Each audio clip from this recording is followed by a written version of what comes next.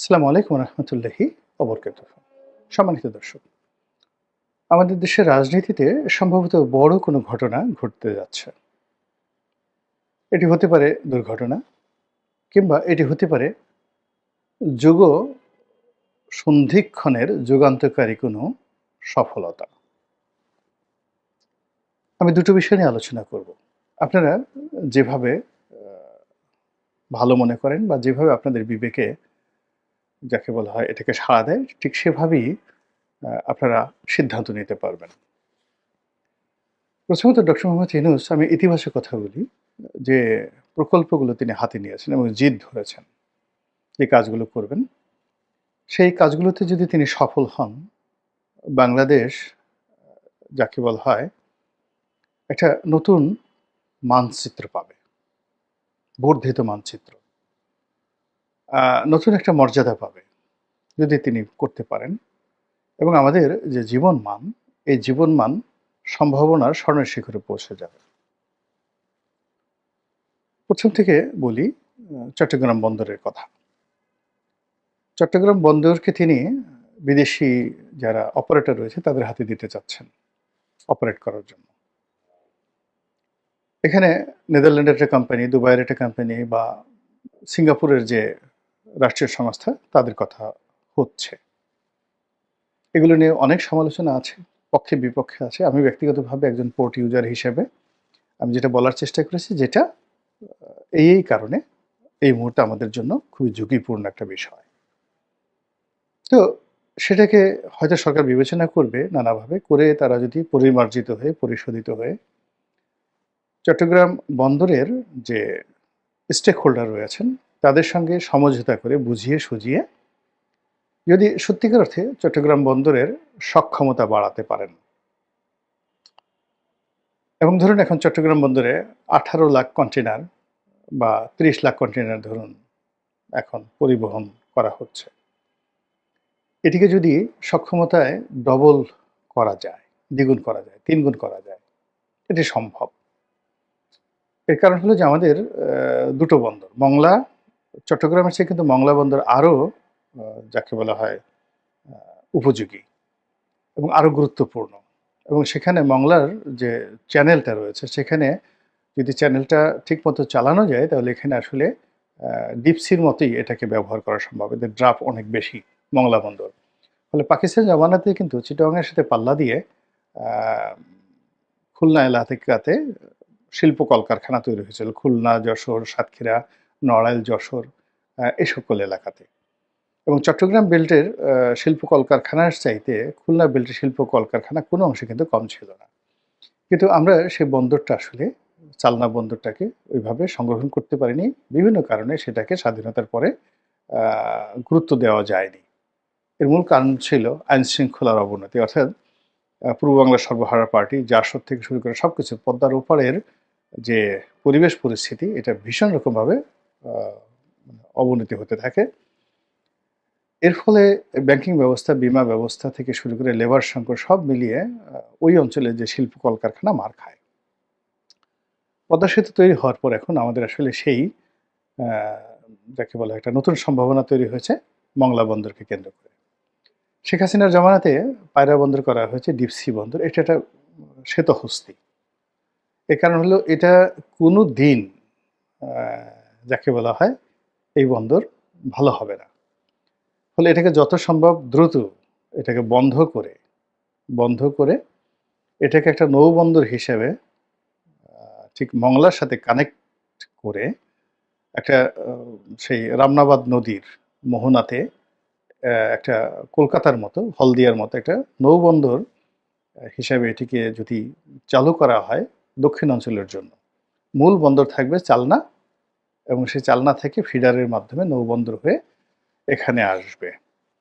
তাহলে এটা হয়তো ফলপ্রসূ হবে। কিন্তু এটাকে ডিপসি হিসেবে এখানে যে ইনভেস্টমেন্ট, এটা কোনোদিন সম্ভব নয়। ওখানে যে সমুদ্রের যে ড্রাফট এবং ওখানে সমুদ্রের যে রাপসি, আহ এটার এটার যে অবস্থা, যারা জানেন তারা জানেন যে এটা যতদিন পর্যন্ত বঙ্গোপসাগর থাকবে ততদিন পর্যন্ত ওখানে ডিপসি হবে না। আমি নিজে এটার একটা ভুক্তভোগী। আমি একবার, আমার তো জাহাজ ব্যবসা আছে, আমি সেই একটা কোম্পানি এসে বলল যে এরকম আমার বিরাট লস হয়েছে। প্রায় কোটি, কোটি ৫ কোটি ৬ কোটি টাকার মতো লস হয়ে গেছে। সেটা হলো যে ৫০,০০০ মেট্রিক টনের পাথর নিয়ে একটা জাহাজ আসলো এবং ওই জাহাজের এজেন্ট ছিলাম আমি বাংলাদেশে। এবং সেই জাহাজ আ মংলা থেকে ওখানে ২ মাস বসেও আমরা আনতে পারিনি। সিরিয়াস একটা প্রবলেম হয়ে গেছিল। এবং লাস্টে আমার সেই এজেন্ট গেছে, আমার টাকা গেছে। তারপর শেষে যারা এই মাল আমদানি করেছিল পদ্মা সেতুতে তারা সেই পাথর সাপ্লাই দেবে তাদেরও ব্যবসা-বাণিজ্য চলে গেছে। চাইনিজ কোম্পানিকে তারা সময়মতো পাথর দিতে পারেনি। তো আমি নিজে এটার ভুক্তভোগী হিসাবে আমি এটা জানি। এর কারণ হলো আমি ওই এলাকার বাসিন্দা। আমি যখন দেখলাম যে একটা নতুন পোর্ট হচ্ছে, ডিপ সি পোর্ট, আচ্ছা ঠিক আছে এখানেই আমরা আনি। কিন্তু আমরা যদি মংলাতে আনতাম তাহলে আমাদের এই সমস্যাটা হতো না। তো সেই দিক থেকে এখানে আসলে ডিপ সি পোর্ট কখনোই সম্ভব হবে না যেটা ব্রিগেডিয়ার সাখাওয়াত বলেছেন। কাজেই এটা একটা শ্বেত হস্তি না। এটা আরো অনেক কিছু। এটাকে ব্ল্যাক হোল বলতে পারেন বাংলাদেশের। এটা শেখ হাসিনার একটা ভুল সিদ্ধান্ত। এই জিনিসটা স্টপ করে হ্যাঁ, এখানে যে স্থাপনাগুলো রয়েছে একটা বড় মাপের নদীবন্দর হতে পারে এখানে। ভীষণ রকম বড় মাপের নদীবন্দর হতে পারে। সেটা কলকাতার হলদিয়ার মতো। হলদিয়া বন্দরের মতো হতে পারে, এতে কোনো অসুবিধা নেই। অন্যদিকে চট্টগ্রাম যে বন্দর, সেই চট্টগ্রাম বন্দরে এখন যে নিউ মুরিং টার্মিনাল রয়েছে, তারপর শেষে আমরা যখন আগে ছিল পুরনো টার্মিনাল ৮১-৮২ সনে। তো সেখানে ১ম মাল্টিপারপাস টার্মিনাল নিয়োগ করা হলো এবং সাবির হোসেন চৌধুরী কোম্পানি কর্ণফুলী গ্রুপ এই ১ম মাল্টিপারপাস তারা সে প্রাইভেট সেক্টরে এটা তৈরি করলো। ওটা আবার সরকার পরবর্তীতে ৮০০ কোটি না ১,০০০ কোটি টাকা দিয়ে ওটা আবার কিনে নেয় তার কাছ থেকে যে না, এরকম একটা রাষ্ট্রীয় প্রতিষ্ঠান ব্যক্তি মালিকানায় থাকতে পারে না। তো এখন পুরোটাই রাষ্ট্রীয় মালিকানায় আছে আর প্রাইভেট ইয়ার্ডগুলো বড়, বড় প্রাইভেট ইয়ার্ডগুলো অসংখ্য প্রাইভেট ইয়ার্ড তৈরি হয়েছে এক্সপোর্টের জন্য, ইম্পোর্টের জন্য সেগুলো বাইরে। কিন্তু মূল বন্দর এখনো পর্যন্ত সরকারের হাতে, কাস্টমস বন্দরের হাতে। এখন এটাকে ডক্টর মোহাম্মদ ইউনূস বিদেশিদের হাতে দিতে যাচ্ছেন এবং আল্টিমেটলি এই কাজ তাকে করতে গেলে তাকে কাস্টমসটাও বিদেশিদের হাতে দিতে হবে। এছাড়া কোনো উপায় নেই। ওখানে মানে ট্যাক্সেশন তারপর শেষে ওখানে যা কিছু আছে এর কারণ হলো যত রকম ওখানে সেশন জট হয়, যানজট হয়, যা কিছু হয় এর মধ্যে বন্দর যদি 10% জড়িত থাকে 90% থাকে কাস্টমস। এটাকে যদি তিনি ওভারকাম করে সিঙ্গাপুরের মতো, হংকংয়ের মতো যেখানে একটা ৫,০০০ কন্টেইনার নিয়ে আসে একটা জাহাজ মোটামুটি ৭-৮ ঘন্টার মধ্যে যেখানে আনলোড করা হয়।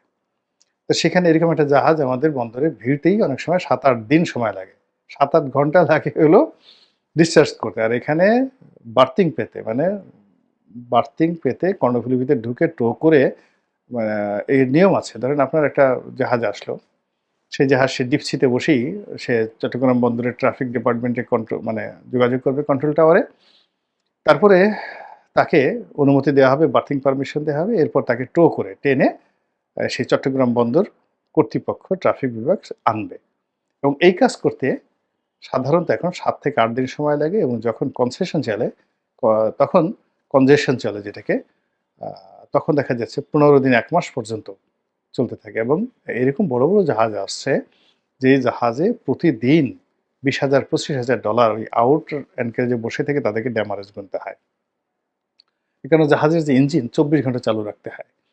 তো এই দুরবস্থা থেকে অব্যবস্থাপনা থেকে বের হয়ে আসার জন্য সিঙ্গাপুরের আদলে এমনকি কলম্বোর আদলে, কলম্বো বন্দরের আদলে যদি ডক্টর মোহাম্মদ ইউনূস এই কাজটি করেন বাংলাদেশ কিন্তু চেঞ্জ হয়ে যাবে। এতে কোনো সন্দেহ নেই। কিন্তু এটার সম্ভাবনা যতটা না বেশি তার চেয়ে ঝুঁকি ৩ গুণ বেশি। যদি এখানে ফেল করে, ফেল করার পরে বিদেশিরা তারা তাদের ইনভেস্টমেন্ট ফেরত চাইবে সরকারের কাছে। শ্রমিক আন্দোলনরা তারা আন্দোলন করবে। ব্যবসা-বাণিজ্য সব বন্ধ হয়ে যাবে এবং এখন বন্দরের যে দুর্নীতি বা অনিয়ম আছে এটা আরও দ্বিগুণ হয়ে যাবে। আপনি ধরেন মশা মারার ওষুধ দিলেন, কিন্তু সেই ওষুধ কাজ করল না। তখন মশা আরও বেপরোয়া হয়ে পড়ে। এই গেল উনার সমস্যা। দ্বিতীয়ত যে ঘটনা সেটি হলো করিডোর, আ মানবিক করিডোর। তো এটা নিয়ে তিনি কাজ করছেন জাতিসংঘের তত্ত্বাবধানে। এখানেও কিন্তু ঝুঁকিটা বিশাল। এখন এই কাজ করে যদি আরাকান আর্মির সঙ্গে তার একটা সমঝোতা হয় এবং তিনি যদি এই ১০ লাখ, ১২ লাখ, ১৫ লাখ রোহিঙ্গাকে সীমান্তের বাইরে এমনকি ওপারে নো ম্যানস ল্যান্ডে নিয়ে যেতে পারেন, এটা আমাদের জাতির জন্য একটা বিরাট যাকে বলা হয় প্রাপ্তি। ২ নম্বর হলো যে তিনি এখন যে চেষ্টা করছেন প্র্যাকটিক্যালি এবং ফ্র্যাঙ্কলি, সেটা হলো আমেরিকার সহযোগিতা নিয়ে বাংলাদেশ সেনাবাহিনীর এনগেজমেন্ট নিয়ে আরাকান আর্মিকে শক্তিশালী করে সেখানে একটা আলাদা স্বতন্ত্র রাষ্ট্র তৈরি করার জন্য। ফলে কি হচ্ছে, মায়ানমারের সাথে সার্কিট ব্রেকার হিসেবে এই ছোট রাষ্ট্রটি থাকবে এবং এটি আকার আকৃতিতে ওখানে দুটো রাষ্ট্র হবে। একটা হলো রোহিঙ্গাদের জন্য এবং আরাকান আর্মিদের জন্য একটা এলাকা, যেটাকে এখন মানে আরাকান বলা হচ্ছে, আর একটা হলো পাশের ছোট আরেকটা এলাকা শিন। এটি আমাদের একটা বাংলাদেশের বড়সড় উপজেলার মতো এলাকা। তো কাজেই এই দুটো রাষ্ট্র বাংলাদেশের জন্য আসলে যাকে বলে ঝামেলা হবে না, ঝামেলা হবে না। এবং এখন যেভাবে মায়ানমারকে আমরা থ্রেট মনে করছি এবং যে সমস্যা হবে, সেখানে যদি সেই জিনিসটা করা হয়, পারা যায়, তাহলে কিন্তু আমাদের জন্য একটা বিশাল মানে একটা ঐতিহাসিক যে কাজটা অতীতে শায়েস্তা খানও পারেন নাই, এরকম একটা লাভ হবে। এবং সামনে যদি ওই দুটো রাষ্ট্র অর্থাৎ চীন এবং আরাকান তারা যদি বাংলাদেশের সঙ্গে কনফেডারেশন করে বাংলাদেশের সঙ্গে যুক্ত হতে চান অধিকতর স্বায়ত্তশাসন নিয়ে, তা সেক্ষেত্রে বাংলাদেশের মানচিত্র তো বিশাল হয়ে গেল। নাফ নদীর উপর আমাদের একছত্র আধিপত্য চলে আসলো এবং তখন এই চট্টগ্রামের মতো করে এই নাফ নদীর মোহনাতেও দেখা গেল যে সেন্ট মার্টিনকে কেন্দ্র করে একটা ডিপ সি পোর্ট সেখানে হতে পারবে, এরকম একটা ঝুঁকি। কিন্তু যদি উনি ফেল করেন, তাহলে এই বন্দর এবং এই যে মানবিক করিডোর, এই মানবিক করিডোরের উছিলে পুরো চট্টগ্রাম বেল্ট আমরা হারিয়ে ফেলব, ভীষণ রকম হারিয়ে ফেলবো। তো এরকম যাকে বলা হয় সম্ভাবনা এবং ঝুঁকি, এই দুটোর মধ্যে আমরা এখন পড়েছি। এখানে হতাশ হওয়ার যে কারণ হলো যে এই সরকারের ম্যান্ডেট, জনসমর্থন এবং আমলাতান্ত্রিক সমর্থন, কূটনৈতিক যে সমর্থন ওয়ার্ল্ড ওয়াইড, এটি নেই, খুবই অল্প, নেই বললেই চলে। তো কাজে এত বড় একটা ঝুঁকি আসলে এই সরকারের পক্ষে নেওয়া সত্যিকার অর্থে এটি ম্যাটারালাইজ করা যাবে না, এটি হলো অবস্থা। আবার অনেক সময় বড় কাজগুলো হঠাৎ হয়ে যায়। পৃথিবীর অনেক সময় ছোট ঘটনা থেকে অনেক বড় বড় ঘটনা ঘটে যায়, প্রকৃতি এভাবে ঘটিয়ে দেয়। একটা ছোট বারুদের টুকরা বা এক বিন্দু শিশির থেকে দেখা গেল বিরাট একটা মহাসাগর রচিত হয়ে গেল। ছোট্ট একটা দুর্ঘটনা থেকে একটা বিশাল বনভূমি, তো সেখানে দাবানল শুরু হয়ে গেল এবং সেই দাবানলে দেখা গেল সেখানে একটা মরুভূমি তৈরি হয়ে গেল। অবাক হয়ে যাবেন যে ভারতের যে গভীর মরুভূমি, এ কিন্তু একসময় গভীর জঙ্গল ছিল। তো এইরকম অনেক ঘটনা ঘটে। কাজেই এই যে বাংলাদেশে একটা ঘটনা ঘটতে পারে, এখন সেটা নেতিবাচক হতে পারে, ইতিবাচক হতে পারে, কিন্তু ঘটবেই, এরকম একটা অবস্থায় আমরা কিন্তু পৌঁছে গেছি। তার সঙ্গে যে পায়ের আওয়াজ, এখন পায়ের আওয়াজ বলতে কি বোঝায়? নরমালি আমরা গলার আওয়াজের কথা জানি, তারপর অন্য কোনো শব্দের কথা জানি যেগুলো দৃশ্যমান, কিন্তু যখন পায়ের আওয়াজ শোনা হয়, বলা হয়, এটিকে সাধারণত নেতিবাচক অর্থে একটা যুদ্ধ ভাব, একটা সামরিক ভাব, একটা সামরিক শাসন, একটা মিলিটারি যাকে বলা হয় ইনভেশন, এরকম মনে হয়।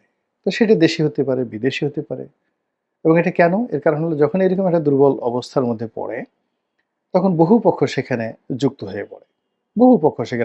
পড়ে। এটা ছোট বড় কথা না। আফ্রিকার আপনি দেখেন, সেই বুর্কিনা ফাসোর মতো একটা রাষ্ট্র, সেখানে কি হচ্ছে? কিংবা ধরুন রুয়ান্ডাতে কি হয়েছে? তাদের কিন্তু ছোট্ট একটা দেশ রুয়ান্ডা। অর্থনীতি অত ভালো না, কিছু না। কিন্তু সেখানে কি হয়েছে?